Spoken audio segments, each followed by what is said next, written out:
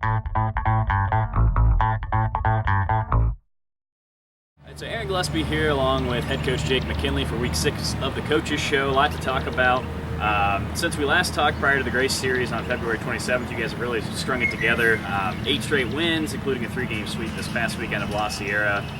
During that stretch, you're hitting .313 as a team, have a 1.74 team ERA, and improved on the defensive end. How do you feel about how things are going right now? I think as of right now, we're playing our best baseball of the year. Defensively, we've really cleaned things up. We've played extremely well defensively, 2 straight weeks. From the pitching side, I think we've kind of identified the solidified roles for our guys, and they're thriving in those roles. And then offensively, I think we've been going well all year. The thing that has been great in the last couple of weeks is we've had some timely hitting. We really needed to get a clutch hit. We've kind of gotten it, and that's a good sign going into conference. So overall, as we enter conference, I think we're playing the best baseball we've played all year, and that excites me because these games are the ones that are the most important. All right, so touching on some highlights from this past weekend, so you played your first ever home game under the lights at Powell Stadium in San Jose on Saturday, then played a doubleheader at Skyline on Sunday. We'll start with the pitching first. Got some great starts out of Thomas Cox, Brett Solano, and Skylar Fuss. They threw 20 innings, allowed just 3 runs total. What did you like out of those 3? It comes down to our culture from a pitching standpoint. We preach, we throw every pitch with the intent to get a swing. We are anti-walking guys. We're giving free passes, and those guys did a remarkable job. Between the 3 of them, 1 walk. We walked 3 on the weekend as a complete pitching staff.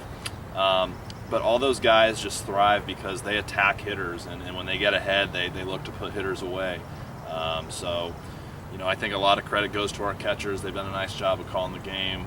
They receive and block well, so those guys have the luxury, to throw whatever pitch they want in any count and in any situation. So, at the end of the day, those guys all throw 3 pitches for strikes. They're super competitive kids, and I think that their success is just a tribute to their hard work and obviously buying into the approach that we're not going to walk anybody. We're going to force people to earn their bases. And speaking of the catchers, Dan Comstock, recovering from Tommy John surgery, got his first start behind the dish in Game 1 on Sunday. Yeah, that was great to see. I mean, obviously he's a guy that we're probably not going to have at the end of the year because of the Major League Draft. But to get him back there was awesome because not only is he a great defender and he's our best offensive player, he's such a good presence back there. He's a guy that always keeps it calm and loose, but stern at the same time with our pitchers. So, to have Dan back there, I think only strengthens our team, and it opens up different spots for other guys to get in and contribute as well. So, again, going into conference and having Dan back behind the plate again is huge for us. And then kind of going back to last weekend, the offense was impressive as well. 9 extra base hits, 3 home runs, including home runs from Nick Quijado, the first of his career, Capono Thibodeau, and Dan Comstock. They really seem to be swinging the bat well now as they have been all year.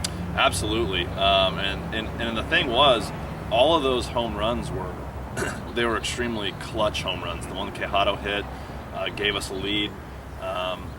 Capono's kind of was a great home run in terms of insurance. It was late in the game. And then Dan's was actually a walk-off because of the mercy rule. So all of them were clutch. But again, we talk about culture all the time here. Our culture offensively is we don't get cheated, and we're going to try to hit the ball as hard as we possibly can, regardless of what the situation is. So we don't necessarily have a 2-strike approach or the whole small ball thing. It's just not who we are. So those guys did a good job of getting good pitches to hit.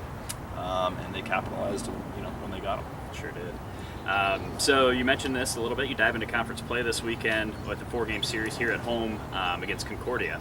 What do you know about the Cavaliers, and what do you look for to make this weekend a success? Last year and the year before, Concordia and Menlo is always kind of a battle. Last year they had they were on the better end of that.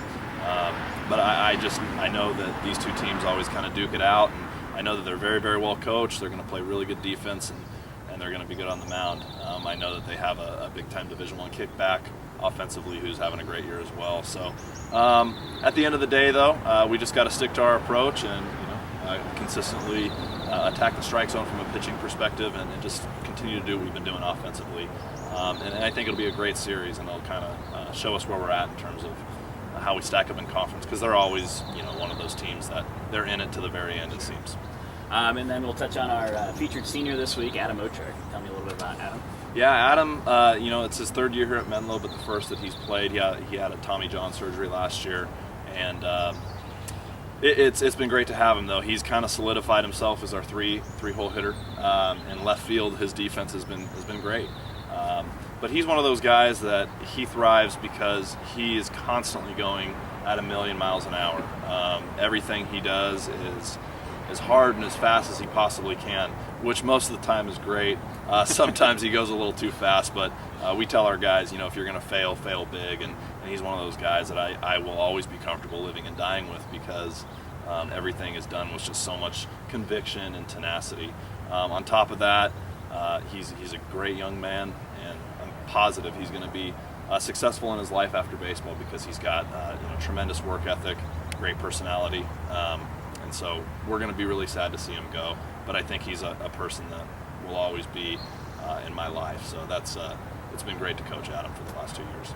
And before I let you go, you got to tell me about the Fu Manchu. What's going on here? Yeah, it's Mustache March. Whole team's doing it, players, coaches, and we may not look super attractive out there on the field, but it's been great for team chemistry.